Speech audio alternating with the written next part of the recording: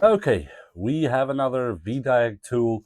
This is the VD70S wireless OBD2 scanner tool. This is a bidirectional, meaning that it can code and read codes as well. And that is a big deal. Really professional, high quality molded case. And I mean, I love this with metallic mechanisms here where you open and close.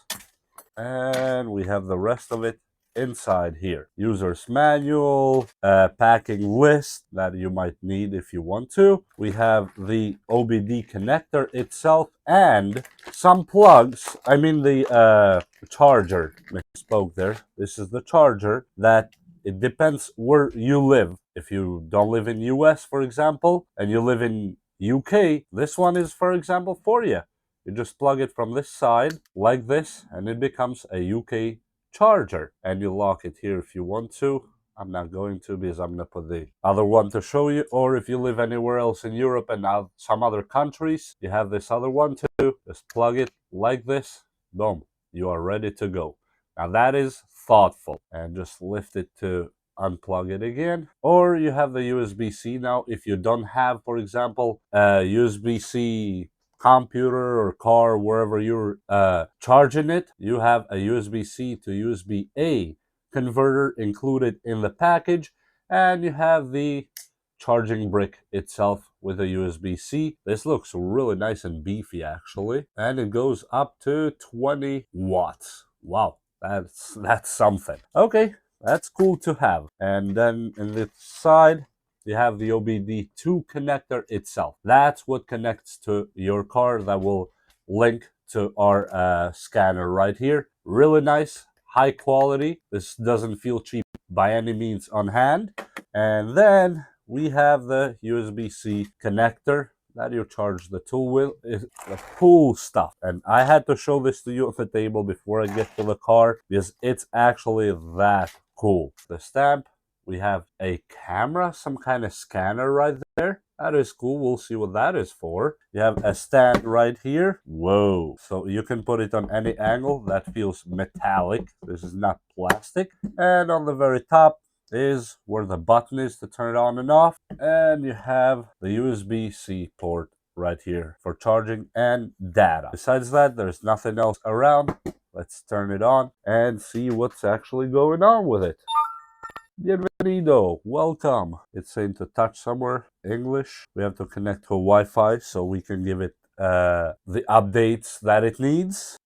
And now there are two ways to connect this, of course. One is just plug the OBD to your OBD port, this part here, and turn on. They will pair automatically. You don't need to do anything. They pair with each other right away. Or the second way is with a cable. Plug a USB-C here and the other USB-C on the unit here, and that's it. They will connect like that too, but there's no need. It actually wirelessly, it works absolutely fast and beautiful. So let me plug it real quick, but let me put the key on the ignition, just like that, and plug this machine here really quick. Yep, it beeped. That's all we need to hear. Let me turn off this AC real quick. Okay, and then turn on the machine.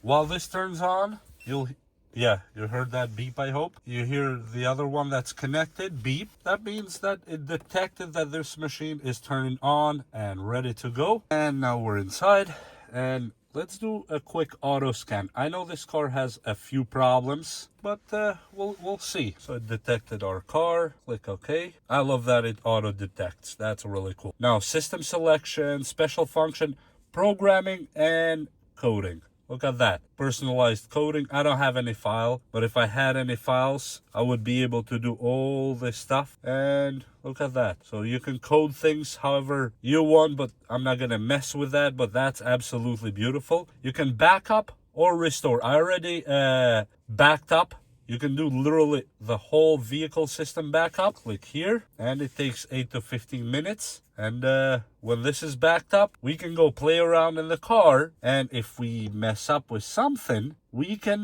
restore the codes how they were at this point. Now, this is really cool because you have kind of a safety net. But I'll leave this processing because it's backing up all the codes in this car. And then we'll go ahead and play, which I think this is a good thing to do before you mess with the systems in the car. Just back up the codes first, just to make sure. Not that I don't know what I'm doing, but you never know how smart I could be sometimes against my own self and self-interest. So we'll let this do its process and get right back. The data has been read out successfully. Now, if we mess up something later, we can get back here and go to coding restoration, and it will give us for the all systems if we want like this, and click OK. I'm not clicking it because I don't need to restore it, but that's an excellent feature to have. Just telling you right now. You have the automatic scan here, and it's going through all the faults and problems and all that stuff. Let me turn this on just so it has all the things on. I know about 2 faults that are for sure, but we'll see more. Tire pressure monitor fault. I really don't care about that one. I don't have a TV tuner, AC, so we'll let it scan. It goes all through 96 modules that this car has. Yes, that's a lot, but it's a Mercedes. That's how they do it. They put a million things, but it goes through 96 modules, all one by one, as you see right there.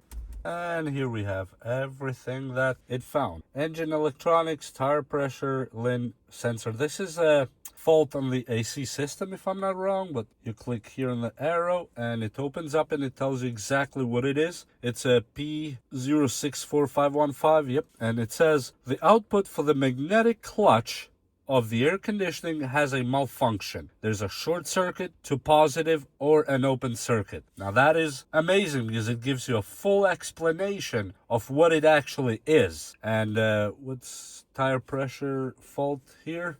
We have 1 fault. Left or right sensor localization was unsuccessful. That doesn't really matter. That's not something I really even care about. Then we have 4 faults in the engine, and I don't like that. Then we have communication with the air conditioning has a malfunction. I know that. That's bad. But I'll fix it eventually, one day. And then we have the actuation of the valve of the oil pump in the combustion engine has an electrical fault or open circuit. I'm aware of that too. And all these I'm not going to go through, but basically it's giving me all the faults that are in this vehicle. And if you don't go further, for example, in this, let's say this one right here, click Diagnostic, and it gives you even further detail, and you can do coding restoration for that module only if you have it. Personalized coding, you can back up from this one, control module reset. Yes, you can reset that module alone, just to see if it comes back. But in this case, I know 100% it will not come back. That's just how it works on this one. But let me go.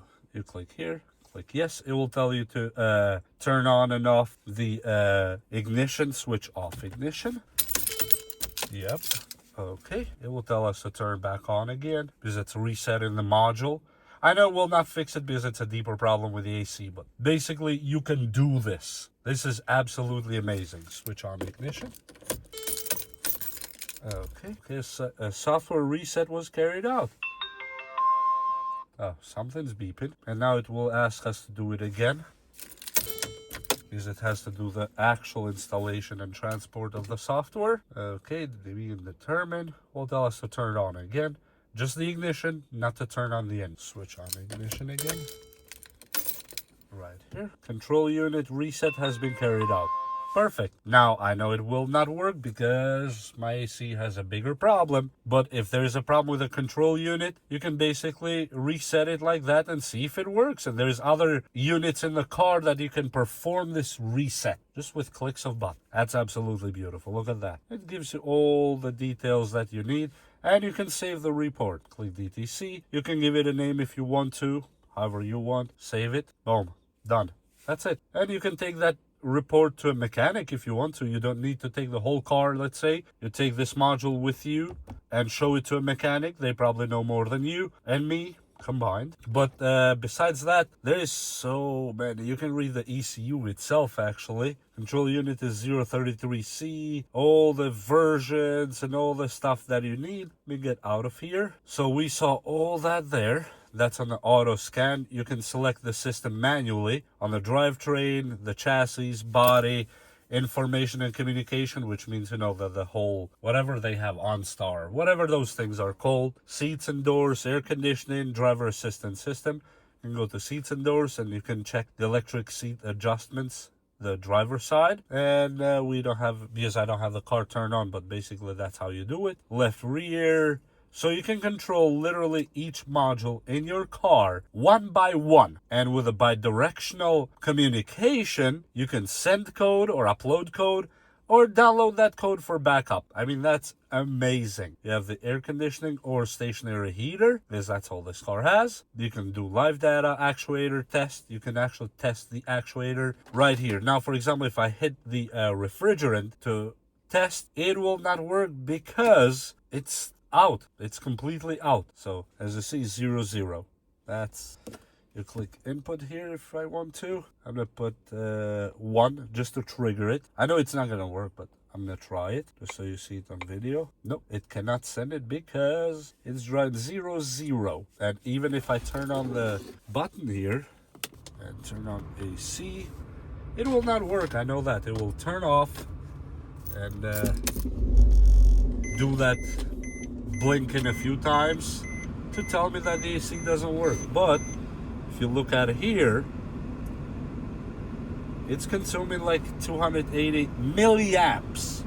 That's if you know anything about a compressor, 200 milliamps is barely the ground rail, which where the problem I think is with this one. There's some short to the ground, but with this tool you can see it exactly how many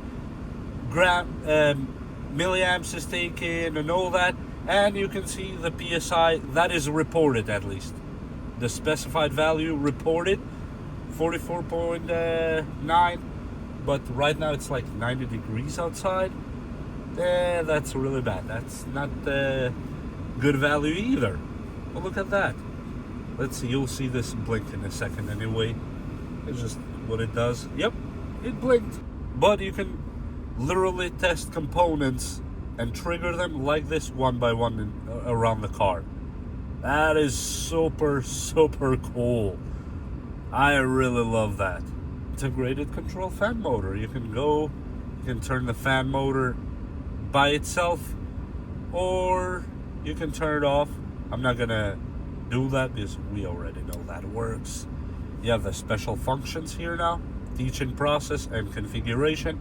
Teaching process is if you put a new compressor to kind of break it in, but I don't have a new compressor, so it's not going to do anything. Customer request, workshop coding, and special settings. If you are a mechanic and you know what you're doing, you can go do that. And now you have all the values. For example, torque reduction of a refrigerant compressor is active. 100% recirculated air with vehicle stationary and with blower operating. Seatbelt not inserted. Nope. It just doesn't work. But it gives you the data if you need it, and you can go to settings and you want to continue coding sequence. If you click yes, coding has been successfully completed. But it didn't do anything. This, of course, I didn't inject any code. But this is cool that you can do all that for all the modules and parts and all that your car actually has. Let me get out of here because I can get lost for hours here. I'm gonna save this report just so I have it. And here besides that, you have manual diagnosis. That's exactly the same stuff, but that you can go one by one on CAN buses and all that stuff, whatever the car has. You can go manual selection, choose your car and all that. It's basically the same thing, but it's more pinpointed. If you know what you're doing, you can do that. And we have the special function here, for example, that I told you a minute ago. The oil reset, the EPB reset and all that. I'm not going to do any of that because I did not change the oil yet, but I'm going to. I don't know what else to actually show you because it is that cool. You can click more here and you have more stuff. Profile, endoscope, user's manual, vehicle coverage, VCI management. We have only one unit going on here, but you can check information. Yep, the firmware is the latest. Yep, always up to date. You can do a self-test if you are thinking that it has a problem or something, but we don't need that because we know it works 100%. And besides that, there's nothing else I can tell you. You can upload code, you can download code, you can scan, you can do a lot of stuff that probably you didn't even think about. Is it a great tool? Absolutely yes. And it is worth every single penny. I'm telling you right now. Let's see what happens when I disconnect the other unit from here. Boom. Oh yeah, it did a little beep. And this one went from green to gray. That means we disconnected the unit itself. This thing is actually well done. Absolutely a beautiful job. In my opinion, one of the best made in the recent years.